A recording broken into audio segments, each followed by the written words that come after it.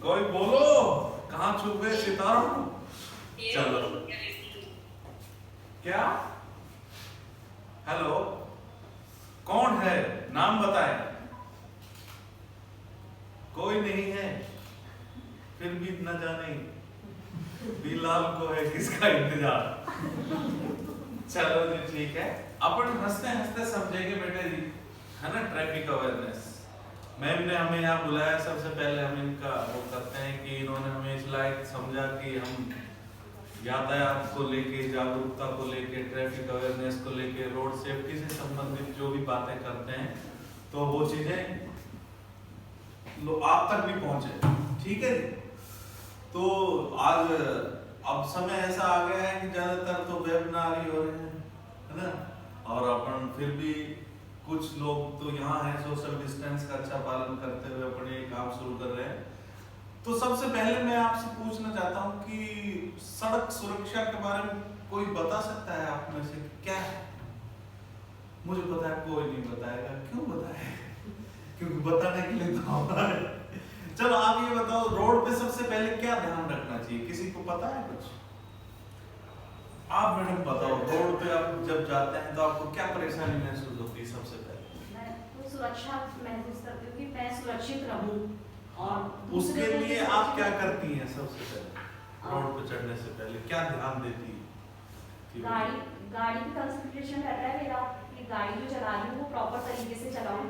हाँ, और मैं ये रिक्वेस्ट करना चाहता हूँ आपसे कि अपन गाड़ी रोड पे जाने से पहले सबसे पहले घर में ही सबसे पहले गाड़ी चेक करें अपनी, उसकी ब्रेक सही है, उसमें तेल वेल पूरा है ना। कई बार कोई भी चीज है, मान लो अचानक आपका तेल भी कम हुआ तो आपको एक झटका लगेगा, थोड़ा सा हो सकता है स्पीड कम होगी, आप पीछे से कोई वो कर सकता है। तो सबसे पहले अपनी गाड़ी को डेली साफ सफाई के नाम से उसको चेक कर ले आता। तो घर से ही शुरुआत करेंगे तो अपने को पता चल जाएगा इसकी क्लच, ब्रेक वगैरह सब चीज काम कर रही है या इसमें जो भी कमी बीसी तो नहीं है कोई, है ना जी। फिर उसके बाद अपन घर से जब निकले तो बिल्कुल घर में भी उसको प्रॉपर खड़ा, स्टैंड पे भी लोग ढंग से नहीं करा करते, कई बार पहले नहीं करते थे, स्कूटर वूटर और किक मार तो वो सही चलता था, है ना। तो इंडिया में ये जुगाड़ का सा सिस्टम है एक किस्म से कि अपन नए अपने हिसाब से करते हैं।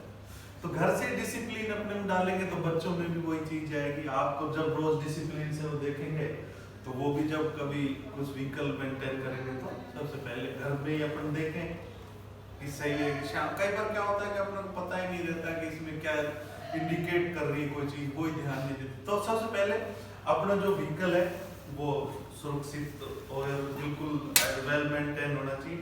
उसके बाद अपन घर से निकले तो कूल रहना चाहिए और रोड पे तो बिल्कुल कूल रहना चाहिए। वैसे ये काम मुश्किल है और फिर भी अपना को करना पड़ेगा। तो एक बार जोरदार ताली बजाओ ताकि मेरे ना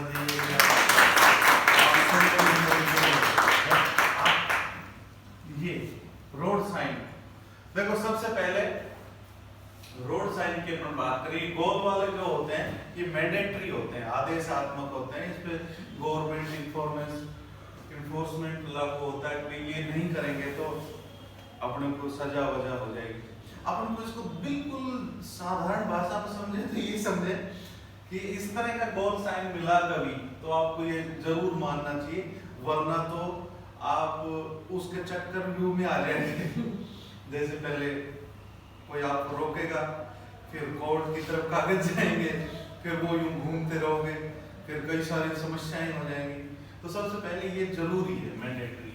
और बिल्कुल साधारण शब्दों में समझे तो ये जैसे त्रिभुजाकार है, ये उस तरह की तरह है जैसे समोसा होता है ना, खाने में तो टेस्टी होता है, धीरे धीरे उसके साइड इफेक्ट होते हैं, बॉडी भी ऐसी बढ़ जाती है। फिर ये होता है बिल्कुल, फिर बहुत ज्यादा अनडिसिप्लिन होती है। ये तो खाली मैंडेटरी थे, है ना, ये अपने को संकेत देते हैं कि मानो तो मानो, नहीं तो आप परेशानी में आके मानोगे, ठीक है। फिर ये आ गया चौक, ये जो अपना आयताकार रेक्टेंगल है, इसका मतलब है ये इंफॉर्मेशन, लेकिन इसका विशेष ध्यान रखना चाहिए ताकि अपन कोई दिक्कत ना आए। विस्तार से बताने के लिए देखो, ये आप ये देखा, ये लगा हुआ प्रवेश प्रोहिबिटेड है ना, और एक तरफा यातायात, सारी चीज आपको बिल्कुल क्लियर कट बड़े लगी मिलेगी। तो इसका मतलब ये गलती करते ही कोई ना कोई परेशानी में आप आने वाला है ना। जैसे नो एंट्री में कोई ले गया तो परेशानी आएगी। सारी चीज आपको बिल्कुल साफ दिखेगा, बहुत बड़ा बनाते हैं इसको ताकि अच्छे से दिख जाए। जो चीज कम महत्व की होती है उसकी साइज भी छोटी कर देते हैं। जैसे त्रिभुजाकार छोटा होगा, आयताकार और भी छोटा हो जाता है। और देखकर ये सारा लिखा हुआ है, एक बार थोड़ा सा ध्यान दें, गोलाई देखते ही तो आपको पता चल जाएगा, काफी सारे नुकसान से आप बच जाओगे। जैसा भी गति सीमा है, अगर कोई तेज ड्राइविंग चलाता है तो भी 1000 रुपए सीधा लग जाएगा और लाइसेंस भी अंदर हो जाएगा। कई जगह जैसे मैं आपको सिंपल पढ़ाऊंगा, बिल्कुल इजी गोइंग चीजें सारी मिल जाएंगे आपको। उस पर साफ साफ लिखा भी होगा, इंग्लिश में भी लिखा होगा, हिंदी में भी लिखा होगा। ठीक है जी। कहीं यहाँ तक कोई डाउट किसी को? डाउट तो रहते हैं, पूछने नहीं चाहिए, इंडिया में ये स्टूडेंट्स को एक बार स्टूडेंट से आप पूछ लो कि वीडियो, ये वाला जो वीडियो है ये दिख रहा है क्या उनको? आपकी वॉइस तो जा रही है उन तक? हाँ भाई, बच्चों किसी को सर नहीं दिख रहा है, नॉट विजिबल, नहीं दिख रहा। चेंज हो रहा है, वीडियो नहीं दिख रहा है। वीडियो क्यों नहीं दिख रहा? ये देखो, यहाँ से चेंज करना है, यहाँ से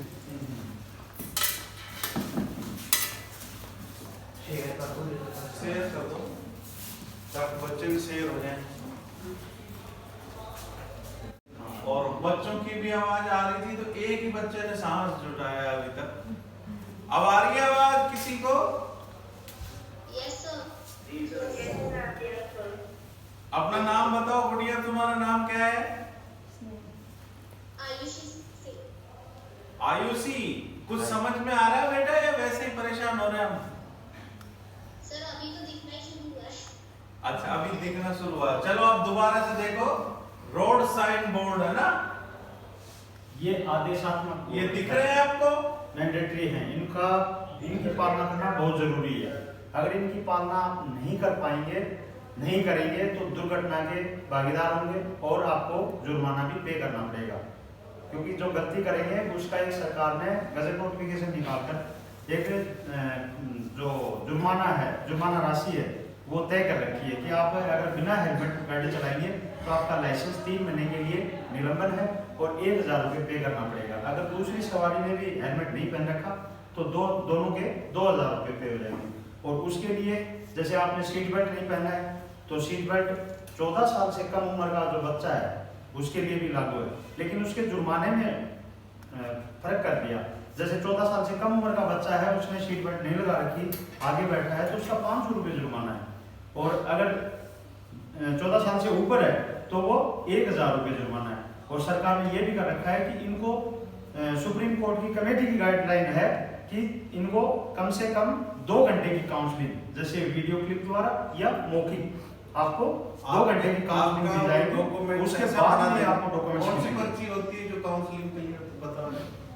ये जो पिंक कलर की पर्ची होती है, आप पिंक सिटी में है, पिंक कलर की पर्ची दे देंगे कि आपने ये ला तोड़ा, आप 2 घंटा मानसरोवर काउंसलिंग सेंटर में आए, फिर आप ऐसे बैठेंगे, फिर हमारे जैसे ज्ञानी आपको ज्ञान देंगे 2 घंटे। तो एक आना जाना आपका फ्री हो गया। ठीक है जी, वहाँ 2 घंटे बैठना, फिर ऑफिस की छुट्टी। इसको सरल भाषा में जैसे मैंडेटरी है, अगर किसी वाहन का चित्र बना करके काट दिया, क्योंकि ये राउंड होते हैं और बाहर की इनकी परिधि होती है वो रेड होती है और अंदर जो क्रॉस होता है रेड लाइन से होता है।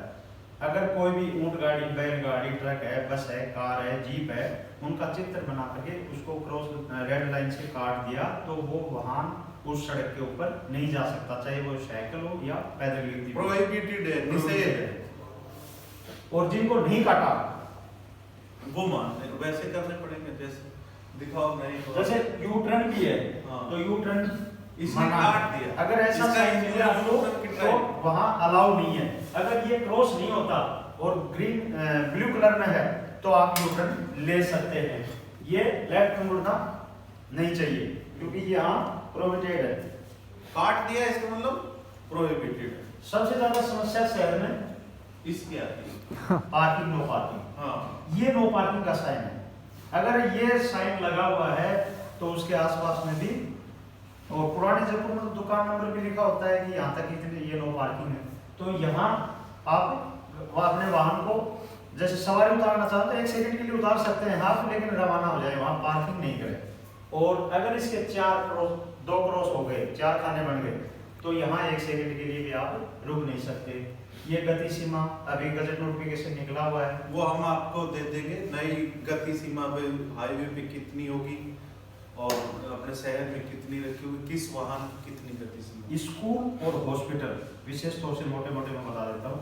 अगर आप कार यूज कर रहे हैं तो उसकी गति सीमा है 60 की, और अगर आप बाइक यूज कर रहे हैं तो उसकी है 45। और बस में सफ़र कर रहे हैं तो बस की है 40। अगर ये जैसे स्कूल है, हॉस्पिटल है, उसके पास में 25। इन दोनों के पास में आपकी वाहन की गति सीमा, चाहे कोई भी वाहन होगा, तो आपकी गति सीमा होगी